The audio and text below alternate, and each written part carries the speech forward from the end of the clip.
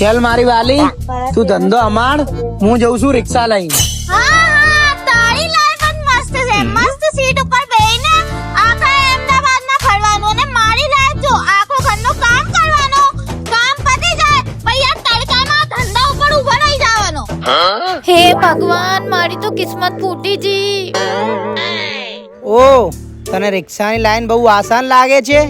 તું એક વખત સીટ ઉપર બેહીને જોઈ તો પછી તને ખબર પડશે. અચ્છા, આમાં શું બેહી જઈશ હું? રિક્ષા ચલાવવાની છે ને તારે? હા.